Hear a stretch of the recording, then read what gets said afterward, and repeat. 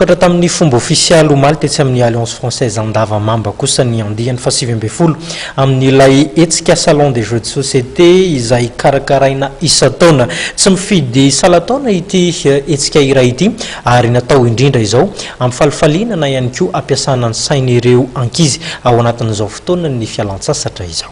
Nanomboka omaly ary aritra tapabolana ny salon des jeux de société eto amin'ny Alliance Française andavamamba. Maro ireo liana amin'ny hetsika toy izao, ny jeux de société rahateo dia sady mampiala voly no mampitatra ny saina. Te hiala voly. Tsy mandeha vacances? Mandeha mbola tsy mandeha. Dia inona zao ty jeu lalaovina ity dia inona ny tiavany aty? Fanorona dia mampiasa saina ny tiavako anazy. Efa nahitanao tateto vao nianatra? Teto vao nianatra. Dia ahoana fahafany mampiasa saina. Manana jeu zay anetrano jeu de société dia miaraka mianatra aminazy zany dia miaraka milalao aminazy rehefa any an-trano. Inona zao ty jeu lalaovina baorina.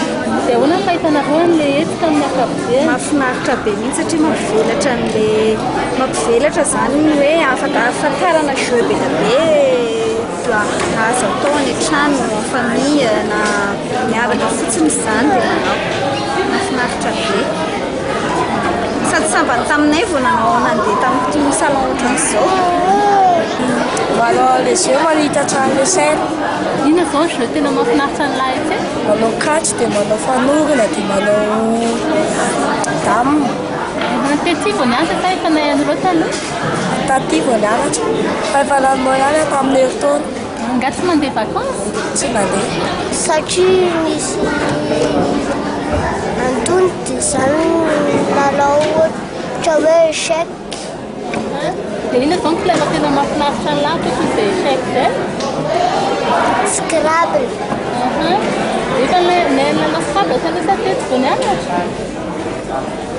Nampianarin'ny zokinay. Dia inona ny lalao mahafinaritra ny jeu ity zao? Fanorona. Fa manina ny fanorona? Satria mampiasa saina. Tsy miova ny tanjona raha ny fanazavana ny oety ny tompon'andraikitra sy mpamorona ny salon des jeux de société eto amintsika.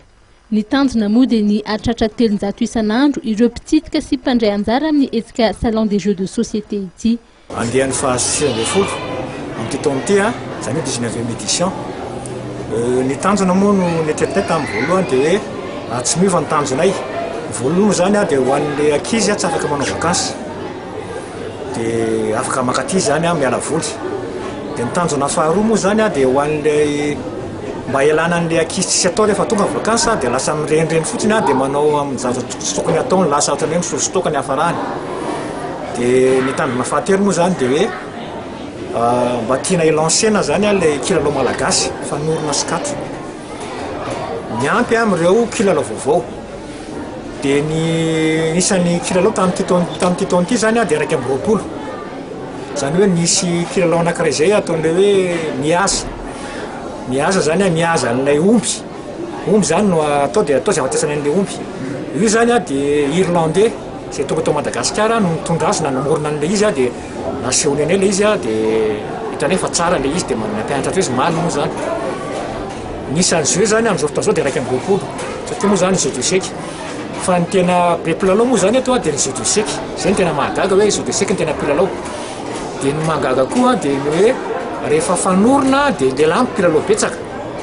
Rehefa katro dia vehivavy mpilalao betsaka. Ary ny ankizy indrindra tena tia milalao katro. Dia misy moa hoe jeu de go. Dia misy koa ny samihafa moa zany hitanareo ihany misy natao hoe sudoku. Ny herinandro voalohany moa toy ny mahazatra dia natao indrindra mba ho fianarana ireo lalao samihafa maimaim-poana ary ny herinandro faharoa kosa dia isy ny fifaninanana na ny tournoi. Tsy farany raha tsy amin'ny 24 ny volana aogositra moa ity hetsika ity.